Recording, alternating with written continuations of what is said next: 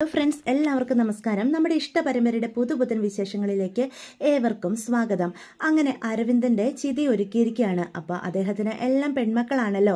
അപ്പം ചിതയ്ക്ക് ആര് അഗ്നി കൊടുക്കും എന്നുള്ള കാര്യത്തിൽ ഒരു ചർച്ച നടക്കുകയാണ്. അപ്പോൾ കാവേരിയും എല്ലാവരും പറയും, എൻ്റെ അച്ഛന് 4 പെൺമക്കളാണ്, പക്ഷെ അതൊരിക്കലും അച്ഛന് ഒരു കുറവായിരുന്നില്ല. ഞങ്ങൾ അച്ഛൻ്റെ അഭിമാനമായിരുന്നു.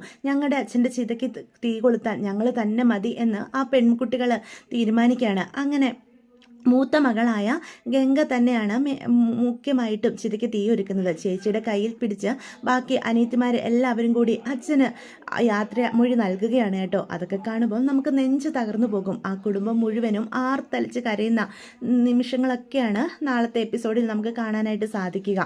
അങ്ങനെ അവരച്ഛന് അവസാനമായിട്ട് അന്ത്യശുഭനം നൽകി ചിതയൊരുക്കി അച്ഛനെ പുതിയൊരു ലോകത്തേക്ക് അയച്ചിരിക്കുകയാണ് കേട്ടോ. വീട്ടിൽ വന്നു കഴിയുമ്പോഴും നെഞ്ച് തകർന്ന് തരിപ്പണമായിട്ടാണ് അവിടെ എല്ലാവരും കൂടി ഇരിക്കുന്നത്. ഋഷിയും കുടുംബവും ഒക്കെ മരണ വീട്ടിൽ നിന്ന് പോകാനായിട്ട് തുടങ്ങുവാണ്. അപ്പോൾ എന്തു പറഞ്ഞ് അവരെ ആശ്വസിപ്പിക്കണമെന്ന് അവർക്കും അറിയില്ല. അപ്പം ഋഷിയുടെ അച്ഛനാണെങ്കിൽ ശാരദയുടെ അടുത്തേക്ക് ചെല്ലും. ഞങ്ങൾക്കറിയാം നിങ്ങളുടെ കുടുംബത്തിൽ വന്ന തീരാ നഷ്ടം തന്നെയാണ് അരവിന്ദൻ്റെ ഈ വിയോഗം. ഇതിൽ ഞങ്ങൾക്കൊക്കെ ഒരുപാട് സങ്കടമുണ്ട്. ഇനിയും ഗംഗയുമായിട്ടുള്ള ഈ വിവാഹം മുന്നോട്ട് കൊണ്ടുപോകുന്നതിൽ അർത്ഥമില്ല. ഇതിങ്ങനെയൊക്കെ സംഭവിച്ച സ്ഥിതിക്ക് ഇനിയും നമുക്ക് ഈ ആലോചനയായിട്ട് മുന്നോട്ട് കൊണ്ടുപോവേണ്ട ശാരദ എന്ന് ഋഷിയുടെ അച്ഛൻ പറയാണ്. എങ്കിൽ പിന്നെ ഞങ്ങൾ ഇവിടെ നിന്ന് ഇറങ്ങുക എന്നും പറഞ്ഞ് അവരും പോവാണ് കേട്ടോ. അപ്പം ശാരദ ഇതൊന്നും കേൾക്കുന്നു പോലുമില്ല. അപ്പം ഗംഗയും ഇതൊക്കെ കണ്ടുകൊണ്ട് തന്നെ നിൽക്കുന്നത്. പക്ഷെ ഋഷിയുടെ നഷ്ടമോ കല്യാണം മുടങ്ങിയതോ ഒന്നും ഗംഗയെ ഒരു രീതിയിൽ സ്പർശിക്കുന്നു പോലുമില്ല. അതിലും വലിയൊരു നഷ്ടമാണ് അവളുടെ ജീവിതത്തിൽ സംഭവിച്ചിരിക്കുന്നത്. അപ്പം കാവേരിയും യമുനയൊക്കെ ഇത് കാണുമ്പോഴത്തേക്കും നമ്മുടെ ഗംഗയുടെ അടുത്തേക്ക് ചെല്ലുക.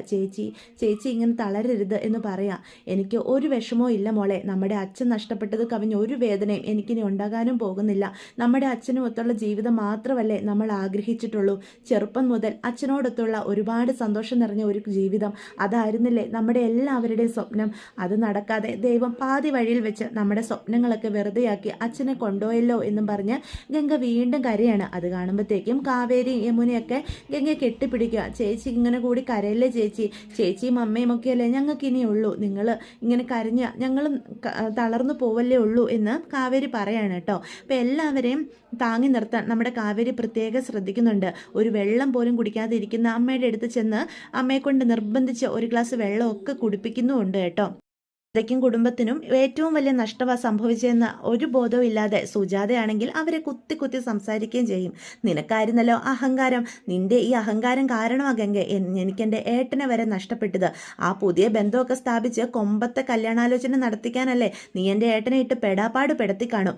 അതുകൊണ്ടാണ് ആ മനുഷ്യന് ഇത്ര ചെറുപ്പത്തിലെ തന്നെ ഹാർട്ട് അറ്റാക്ക് വഴി നഷ്ടപ്പെട്ടത്. നിനക്കൊന്നൊക്കെ എന്താ നഷ്ടം? എനിക്കല്ലേ നഷ്ടം. എനിക്ക് ആകെയുള്ളൊരു കൂടപ്പുറപ്പിനെ ഇപ്പം നഷ്ടപ്പെട്ടിരിക്കുന്നത് എന്നൊക്കെ പറഞ്ഞ് സുജാത വീണ്ടും ഗംഗയോടൊക്കെ ഇങ്ങനെ മോശമായിട്ട് സംസാരിക്കുകയാണ് കേട്ടോ. പക്ഷെ അവരൊന്നും പറയുന്നില്ല. അപ്പം ഇത് കേട്ടോണ്ട് വരുന്ന വിനീത് പറയും, അമ്മ എന്തൊക്കെയാണ് പറയുന്നത്? ഇവിടെ അമ്മാവ മരിച്ച് ആ ചിതയുടെ അഗ്നി ഇപ്പോഴും കെട്ടിട്ടില്ല. അമ്മയ്ക്ക് എങ്ങനെ സാധിക്കും ഇങ്ങനെയൊക്കെ പറയാൻ? ഞാൻ എൻ്റെ വിഷമം കൊണ്ട് പറഞ്ഞതാടാ.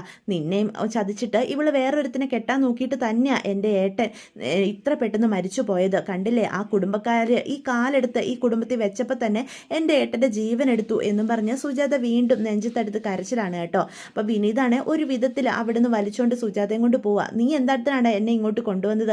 എനിക്ക് പറയണം. അവരുടെയൊക്കെ അഹങ്കാരം കണ്ടില്ലേ? ഇതേ ഞാൻ ഒരു കാര്യം പറഞ്ഞേക്കാം, ഇനി ഒന്നിനും നീ ഇങ്ങോട്ട് വരണ്ട എന്ന് പറഞ്ഞ് എനിക്ക് ഈ കുടുംബമായിട്ടുള്ള എല്ലാ ബന്ധവും തീർന്നു. എൻ്റെ കൂടപ്പിറപ്പും നഷ്ടപ്പെട്ടു. ഇനി എനിക്ക് ആരുമില്ല എന്ന് പറഞ്ഞ് സുജാതയും പോവാണ് കേട്ടോ. അപ്പം ഇതൊന്നും ശാരദയും മക്കളെയും ബാധിക്കുന്ന പോലുമില്ല. അവർ ആകെ തകർന്ന് തരിപ്പണമായിട്ടാണല്ലോ നിൽക്കുന്നത്.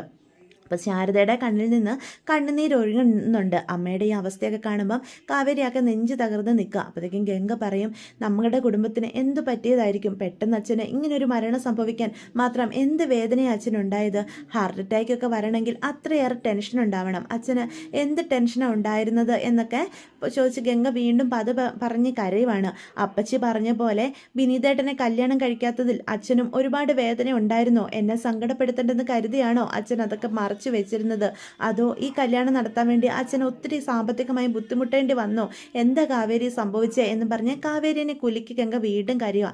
എനിക്കറിയില്ല ചേച്ചി, അങ്ങനെ ഒന്നുമല്ല. അപ്പച്ചി വായി തോന്നിയതൊക്കെ വിളിച്ചു പറയുന്നതെന്നും കരുതി ചേച്ചി അതൊന്നും ഓർത്ത് സങ്കടപ്പെടരുത്. നമ്മളിങ്ങനെ കരഞ്ഞ് തളർന്നിരുന്നാൽ നമ്മുടെ അച്ഛൻ്റെ ആത്മാവിന് പോലും ശാന്തി ലഭിക്കത്തില്ല എന്ന് കാവേരി പറയാണ് കേട്ടോ. അപ്പച്ചിയുടെ സങ്കടങ്ങൾ ഈ സമയത്ത് പറയുന്നതാ, അല്ലാതെ അതിലൊരു കാര്യമില്ല. അച്ഛനെ മാനസികമായിട്ട് തകർത്ത വേറെന്തോ സംഭവിച്ചിട്ടുണ്ട്. അത് നമുക്ക് കണ്ടെത്തണം.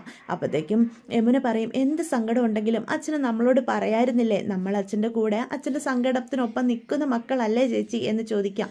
അച്ഛന് ആ സാഹചര്യത്തിൽ എന്ത് ചെയ്യണമെന്ന് അറിയത്തുണ്ടായിരുന്നില്ലായിരിക്കും യമുനെ, അതുകൊണ്ടാവും ഇങ്ങനെയൊക്കെ സംഭവിച്ചത്. പെട്ടെന്ന് ഗംഗ പറയും, ഇപ്പം ഞാൻ കാണുന്ന സ്വപ്നങ്ങൾക്കും ചിന്തകൾക്കും ഒക്കെ മരണത്തിൻ്റെ മണമാ കാവേരി. എനിക്കറിയില്ല, പണ്ട് ഞാൻ സ്വപ്നം കണ്ടുകൊണ്ടിരുന്നത് നിറമുള്ള ജീവിതമായിരുന്നു, പുറത്തു പോകുന്നതും വലിയ രീതിയിൽ ജീവിക്കുന്നതും ഒക്കെയായിരുന്നു. പക്ഷേ ഇന്ന് എൻ്റെ മനസ്സിൽ അതൊന്നുമില്ല. മനസ്സിൽ ഒന്ന് കണ്ണടയ്ക്കുമ്പോൾ തന്നെ എൻ്റെ മനസ്സിലേക്ക് കയറി വരുന്നത് അച്ഛൻ്റെ അഗ്നിയിൽ ഉണ്ടാകുന്ന പുകച്ചുരുളുകളാണ്. അതുപോലെ നമ്മുടെ ജീവിതമൊക്കെ ഇരുട്ടിലാക്കിക്കൊണ്ടല്ലേ നമ്മുടെ അച്ഛൻ പോയത്. ദൈവം എന്തുകൊണ്ടാണ് അച്ഛൻ്റെ കൂടെ സന്തോഷത്തോടെ ജീവിക്കാനുള്ള ഒരു ഭാഗ്യം പോലും നമുക്ക് നിഷേധിച്ചത് എന്നും പറഞ്ഞ് കാവേരി ആകെ നെഞ്ച് തകർന്ന് കരയുവാണ് കേട്ടോ. കാവേരി അല്ല, നമ്മുടെ ഗംഗ. അപ്പോൾ കാവേരി ആശ്വസിപ്പിക്കുക, എല്ലാവരും കൂടെ നിന്ന് കരയുന്നുണ്ട് കേട്ടോ. ഇതൊക്കെ മാറും ചേച്ചി, നമുക്കിതിനെയൊക്കെ തരണം ചെയ്യണം. ചേച്ചി ആഗ്രഹിച്ച പോലെ എല്ലാം നല്ല രീതിയിൽ തന്നെ ചേച്ചിക്ക് ജീവിക്കാൻ സാധിക്കും. അത് കണ്ട് അച്ഛൻ്റെ ആത്മാവിന് ശാന്തി ലഭിക്കുകയും ചെയ്യും. യമുനെ, നീ ഇനി പഠിക്കുകയും വേണം, നിന്റെ പഠനം മുന്നോട്ട് പോകണം, നീ IAS ആയി കാണണമെന്ന് അച്ഛൻ അത്രയേറെ ആഗ്രഹിച്ചതാ, അതൊക്കെ നേടിയെടുക്കണം എന്ന് പറഞ്ഞ് കാവേരി എല്ലാവരോടും പറയണേ കേട്ടോ. എന്നിട്ട് എല്ലാ മക്കളും കൂടി അമ്മയുടെ അടുത്തേക്ക് ചെല്ലുക. അമ്മ ഇങ്ങനെ ചടഞ്ഞിരിക്കല്ലേ, ഞങ്ങൾക്കിനി അമ്മയല്ലേ ഉള്ളൂ, അമ്മയും കൂടി നഷ്ടപ്പെട്ട പിന്നെ ഞങ്ങൾക്ക് ആരാ ഉള്ളത് എന്നും പറഞ്ഞ് മക്കളെല്ലാവരും കൂടി ശാരദയുടെ മടിയിൽ കിടന്ന് കരയുവാണ് കേട്ടോ. മക്കളെല്ലാം ചേർത്ത് നിർത്തി ശാരദ വീണ്ടും നെഞ്ചു പൊട്ടി കരയുവാണ്. എൻ്റെ അരവിന്ദേട്ടനെ എനിക്ക് നഷ്ടപ്പെട്ടല്ലോ എന്ന് പറഞ്ഞു. എന്നിട്ട് അരവിന്ദൻ്റെ സ്നേഹത്തോടെയുള്ള പെരുമാറ്റവും ഒക്കെ നമ്മുടെ ശാരദയുടെ മനസ്സിലേക്ക് ഒരു സിനിമയിൽ എന്ന പോലെ ഇങ്ങനെ കടന്നു വരിക. അതൊക്കെ ഓർത്തോർത്ത് വീണ്ടും വീണ്ടും ശാരദയും മക്കളും കരഞ്ഞുകൊണ്ടിങ്ങനെ ഇരിക്കുകയാണ് കേട്ടോ. പക്ഷെ അവരെ എല്ലാം ഭീതിപ്പെടുത്തിക്കൊണ്ട് വലിയൊരു ദുരന്തം തന്നെ അവരെയും കാത്തിരിക്കുന്നുണ്ട്. അപ്പം ബാങ്കിൽ നിന്ന് ആൾക്കാർ ആ കുടുംബത്തിലേക്ക് കയറി വരിക. ഒരു മരണം നടന്ന വീടാണ് എന്നുള്ളൊരു ചിന്ത പോലും ഇല്ലാതെ ആൾക്കാർ കയറി വരുമ്പം എന്ത് ചെയ്യണമെന്നറിയാതെ ആ അമ്മയും മക്കളും പകച്ചു നിൽക്കുക. അപ്പോൾ കാവേരി തന്നെയാണ് മുന്നോട്ട് ചെന്ന് കാര്യങ്ങൾ തിരക്കുന്നത്. അവർ പറയും, ഈ വീട് ഈട് വെച്ചിട്ട് അരവിന്ദൻ ഒരു ലോൺ എടുത്തിട്ടുണ്ട്, അതിൻ്റെ കാര്യമായിട്ടാണ് ഞങ്ങൾ വന്നത്. പൈസ ഇതുവരെ അടയ്ക്കാനായിട്ട് സാധിച്ചിട്ടില്ല. അരവിന്ദൻ മരിച്ച സ്ഥിതിക്ക് ഇനി അടയ്ക്കാൻ പറ്റുമെന്നും തോന്നുന്നില്ല. ഒന്നെങ്കിൽ നിങ്ങൾ 2 ദിവസത്തിനകം ലോൺ ക്ലോസ് ചെയ്യണം, അല്ലെങ്കിൽ ഈ വീട്ടിൽ നിന്ന് ഇറങ്ങണം. ജപ്തി നടപടികളുമായിട്ട് ഞങ്ങൾക്ക് മുന്നോട്ട് പോകേണ്ടി വരുമെന്ന് പറയുമ്പം കാവേരി ആണെങ്കിൽ ഞെട്ടി നിൽക്കുകയാണ്. അപ്പോൾ അവരോട് ചോദിക്കും, എന്തൊക്കെയായി പറയുന്നത്, അച്ഛൻ ഒരു ലോണും എടുത്തിട്ടില്ല, ഇത് നിങ്ങൾക്ക് എന്തോ തെറ്റിദ്ധാരണ സംഭവിച്ചതാ എന്ന് പറയും കേട്ടോ. അപ്പം അതിൻ്റെതായ പേപ്പറുകളൊക്കെ കാവേരിനെ ആ ബാങ്കിൽ നിന്ന് വന്ന ഉദ്യോഗസ്ഥർ കാണിച്ചു കൊടുക്കുക. ഞങ്ങൾ അറിഞ്ഞ കാര്യങ്ങളൊക്കെ സത്യം തന്നെയാണ്.